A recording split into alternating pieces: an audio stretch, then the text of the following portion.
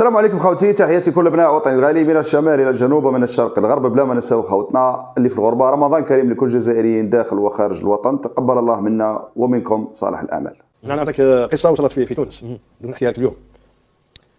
يوم المقابله جاو اخوه صحفيين ممثلين من عده وسائل اعلام من مدينه عنابه، جاو يبحثوا على الاعتمادات نتاعهم. دابا كاين زوج ولا ثلاثه قالوا لي شيخ صالح احنا ما فهمناش. البارح كي كنا في المنطقه تاع الدرب الفريق الوطني، كلام كان يحدث بين صحفيين، واحد يقولوا ان شاء الله غدوه يخسروا باش الناخب هذا يمشي علينا. هذا كلام خطير جدا. اعلام يتمنى ان شكون يمثل الاعلام؟ هذا شكون اعلاميين؟ هنا هذه الحادثه هذه تؤكد ان هناك اطراف معاديه للناخب الوطني والفريق الوطني. بعد رسائل وتعليقات كثيره جاءتني حول عدم تعليقي على كلام المكلف بالاعلام صالح بيعبود حول تصريحاته الاخيره في قناه البلاد، حول انه كاين صحفيين تمناوا خساره المنتخب الوطني لكي يغادر بالماضي من المنتخب الوطني. لكن اللي ما فاجأنيش انا عادي بالنسبه لي انه يجي صالح بيعبود ويتكلم هذا الكلام، لان صالح بيعبود انا ما نصدقوش صراحه بكل صراحه. علاه ما نصدقوش وما ناخذش بالكلام نتاعو؟ لانه صالح بيعبود كاين عنده خرجات غريبه جدا. ابرز مثال شوفوا هذا الفيديو دوك تعرفوا علاه ما نصدقوش. لحد الان الاتحاد الدولي لم يرد رسميا على المراسله اللي بعثها الاتحاد الجزائري يوم 7 مايو الماضي، فنحن دائما ننتظر. لحد الان الاتحاد الدولي لم يرد رسميا على المراسله اللي بعثها الاتحاد الجزائري يوم 7 مايو الماضي، فنحن دائما ننتظر. هذا ما نتكلموش على الامل، احنا الواجب قمنا به. بعد اللقاء كان هناك ملف مش على مستوى الفيفا، ملف تقني مره اخرى. الفاف عملت ما عليها. هذا ما نتكلموش على الامل، احنا الواجب قمنا به. بعد اللقاء كان هناك ملف مش على مستوى الفيفا، ملف تقني مره اخرى. الفاف عملت ما عليها.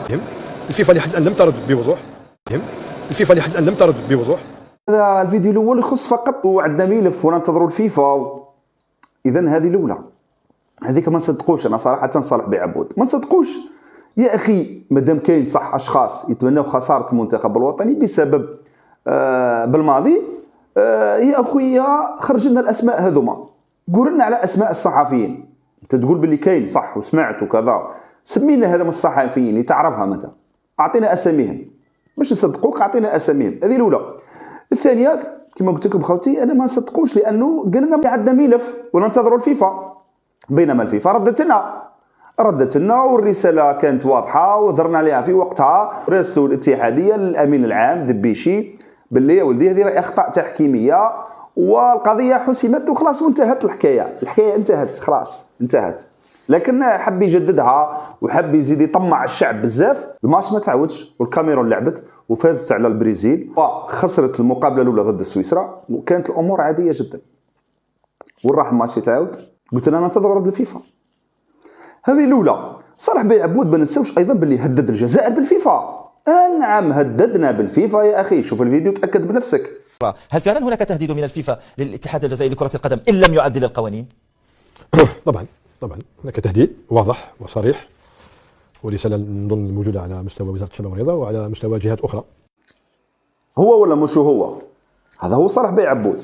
علاش هددنا بالفيفا؟ لأنه فيها مصلحة نتاع صاحبه، حاب صاحبه يترشح وحدة ثانية اللي هو زاتشي اللي دا 0 من الأصوات في الفيفا وفي الكاف.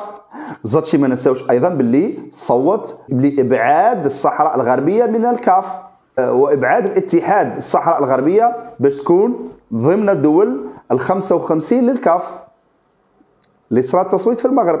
تقولوا لي متعمد مش متعمد غير قصد، صرات هذا رئيس اتحادية، هذا لازم يكون ملم بالقوانين، يعرف القوانين. حتى ما يعرفش الناس اللي محيطين به من بينهم صالح بيعبود والجماعة اللي معاه مكتب فيدرالي لازم ينبهوه.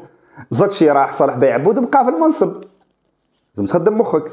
اذا صالح بيعبود لما قال لنا بلي فيفا راح تهددنا وتعاقب الجزائر كي شغل هذه الجزائر حومه، ردها لنا حومه الجزائر هذه. على واه؟ لان صديقه لازم تزيد دوزيام موندا، لازم يزيد العهده الثانيه، لازم تخدم مخك ثاني يا المناصر. باش كي تسمع كلام لازم توزنوا وتفسروا وتحلوا، ديروا تحليل. نزيد نذكركم صالح بيعبود قبل ما يدخل الاتحاديه ويجيبوا زاتشي يا ما طاح على اللاعبين ويا ما كان يستهزئوا هو والبعض البلاطوهات على اللاعبين وعلى المقابلات الوديه اللي نلعبوها ضد موريتانيا وغيره وغيره. شوف الفيديو تاكد بنفسك خويا. هل تعتقد بانه الروح اللي نشاهدوها عند المنتخب المصري خصتنا في كاس افريقيا الاخيره هذه؟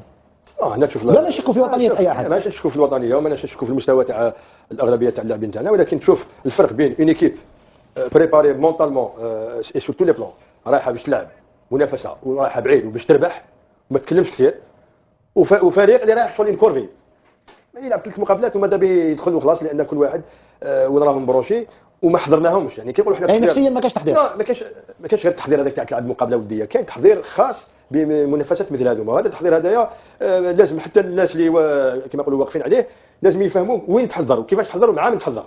فاهمني؟ صح. لان حنايا انا قلت قبيلات مع موريتانيا جاب لي ربي ماشي خلينا من المقابلات الوديه، جاب لي ربي مام حنايا اوني بالك اللاعبين تاعنا بالنسبه منهم بالك قراب بلوس لوروب مبروشين بوكو بلوس لوروب كون مبروشين في لافريك سيرتو كي يجيو يلعبوا. هو ولا مش هو ماهوش خياله. الحمد لله على كل حال. هذا هو صالح بعبود. اذا انا ما يفاجئنيش قضيه صحفيين ما صحفيين وراهم. يا خويا لا عندك معلومه صحيحه ومتاكد باللي كاين صحفيين تمناو خساره المنتخب الوطني بسبب الماضي وذكرنا الاسامي تاعهم باش نصدقوك. صح نصدقوك، اعطينا الاسامي تاعهم. هذه الاولى. ثاني حاجه، انت ولا انا ولا واحد اخر ماهوش محامي بالماضي. احنا ماناش محامين تاع بالماضي باش نكونوا صراحه. انت ولا غيرك ولا انا ولا اي واحد ماناش محامين تاع بالماضي. بالماضي نقول شكون المحامي تاعو؟ هو العمل نتاعو والنتائج. هذا من زوج المحامين تاعو، العمل والنتائج. النتائج قادر تطلب وقت شويه، لكن العمل يبان العمل نتاعو والنتائج هو المحامين تاعو. ما تدافع عليه لا انت لا انا لا واحد اخر. ان العمل والنتائج هم اللي يدافعوا على المدرب. بكل صراحه نزيدك معلومه بك يا صالح بيعبود قبل ما ننسى، وانت تعرفوا هذا الصحفي. كاين صحفي كان يصفق نهار اللي ماركات علينا الكاميرون هدف التعادل في تشاكر، وكان فرحان لما سجلت علينا الكاميرون هدف التعادل. لا ما تهضرش عليه هذاك، تهضرش عليه. هذه هي عدلنا مع الكاميرون، سجل السوداني الهدف الاول وعدلونا الكاميرون. تصفيه كاس العالم باش نزيد نفكرك، تصفيه كاس العالم قبل ما تجي انت للاتحاديه وقبل ما يجي زاتشيو. انا ما نتفاهمش مع راوراوا ولا ما نتفاهمش مع سياسه راوراوا، بصح هذه بلادي. انا ماجر كي كان ماسك المنتخب الوطني وننتقد فيه ليل ونهار. ماجر المدرب ماهوش ماجر اللاعب باش نتفاهموا. بصح دائما نشجع منتخب بلادي ونوقف مع منتخب بلادي.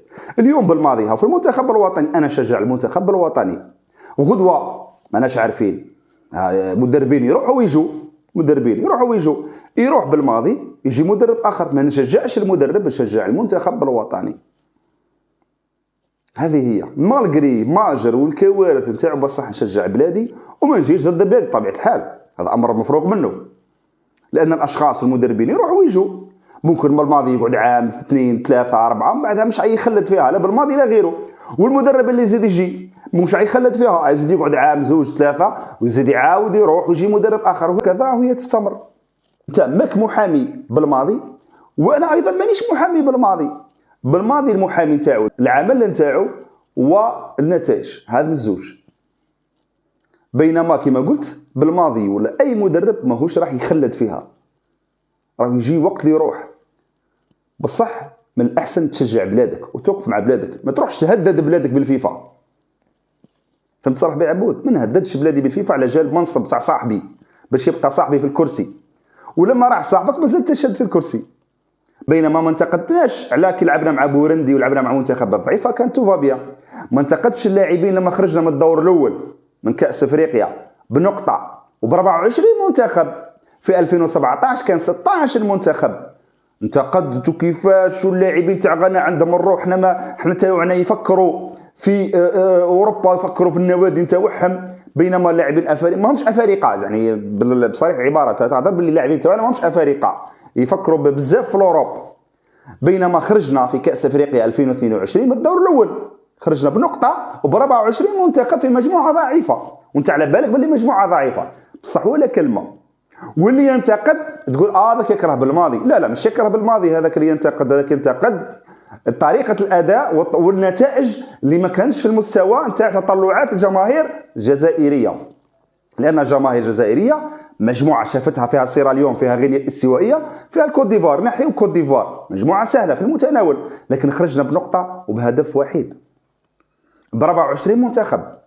الناس تنتقد، من حقها تنتقد الناس، بينما انت لا، حلال عليك وحرام على الناس. حلال عليك في 2017 في 16 منتخب وخرجنا من الدور الاول كاس افريقيا، ما بقيت في لي جوار وفي اللاعبين وفي التسيير وفي الاتحاديه، تنتقد كيما تحب، انت حر. بينما الناس لما تنتقد المنتخب الوطني اللي خرج بنقطه وبهدف وحيد وخرجنا من الدور الاول، كيفاش ما تنتقدوش؟ لا، هذا يسموه تكرهوا بالماضي، تكرهوا الجزائر. بينما الجزائر شفنا شكون اللي هدد فيها بالفيفا، اذا كان خوتي هذا فيديو قصير بينا لكم علاش تمنيت انا صالح بن عبود يعطينا الاسامي تاع الصحفيين هذوما، وكان من المفروض يبحث ويعطينا اسم الصحفي اللي في 2017 صفق لهدف الكاميرون ضد المنتخب الوطني الجزائري في تشاكر بالبليده تصفيات كاس العالم 2018 لما عدل المنتخب الكاميرون النتيجه بعد ما كنا متفوقين هدف 0 لصالح المنتخب الوطني من تسجيل سوداني. هذه هي خويا، مادامني في الكرسي الناس ما تنتقدش، ما عندهاش الحق باش تنتقد، بينما كي نخرج من الكرسي انا عندي الحق ننتقد. هذه هي الموازين اللي يمشي بها صالح بن عبود. اذا في الاخير ملتقانا مع مزيد من الفيديوهات، صحه فطوركم والسلام عليكم ورحمه الله تعالى وبركاته.